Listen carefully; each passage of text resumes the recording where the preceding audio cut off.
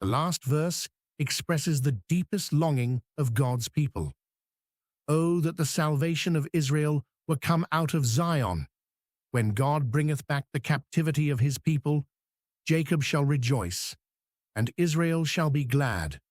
Psalm 53, verse 6. The psalm ends not with despair, but with hope.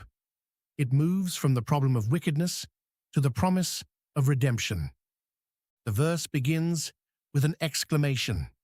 Oh, that the salvation of Israel were come out of Zion. This is a cry from the depths. The word "oh" expresses intense emotion and yearning.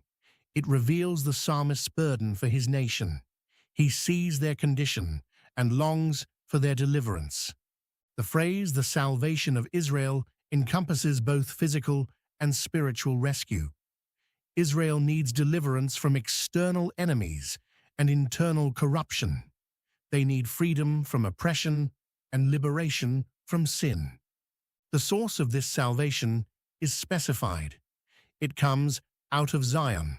Zion represents God's dwelling place. It symbolizes his presence among his people.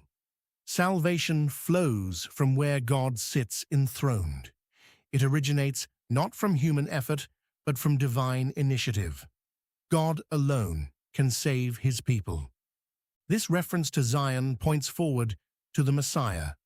The New Testament reveals that salvation comes through Jesus Christ. Paul writes in Romans 11 verse 26, "And so all Israel shall be saved. As it is written, there shall come out of Zion the deliverer, and shall turn away ungodliness from Jacob." The psalmist's cry finds its answer in Christ.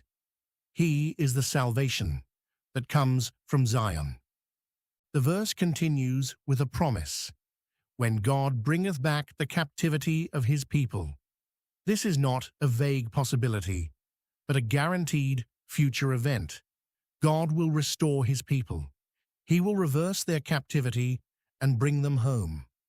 The phrase, "bringeth back the captivity," speaks of restoration.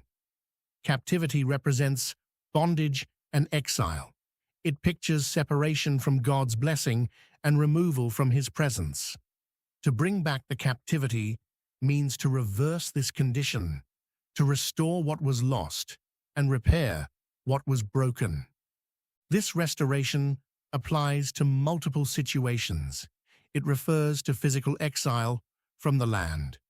The Babylonian captivity fits this description. God promised to bring his people back from Babylon, and he fulfilled that promise. But the restoration also has spiritual dimensions. It speaks of deliverance from sin's bondage. It pictures the soul's return to God. The verse concludes with the response of God's people. Jacob shall rejoice, and Israel shall be glad. Both names for God's people appear here. Jacob and Israel represent the same nation. The repetition emphasizes the universality of the joy. All God's people will celebrate his salvation. The word rejoice shows exuberant celebration. This is not quiet contentment, but vocal praise. The people will express their joy. They will declare God's goodness and proclaim his mighty deeds. The word glad adds another dimension. Gladness speaks of deep satisfaction and inner peace. It represents the soul's rest in God's completed work. This gladness flows from knowing that God has acted and his purposes prevail. This last verse transforms the psalm's tone.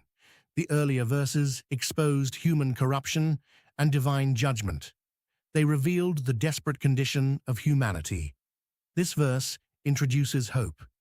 It points beyond present darkness to future light. It looks past current trouble to the coming deliverance. The verse also reveals the proper response to human wickedness. Believers should not despair when they see corruption. They should cry out for God's salvation.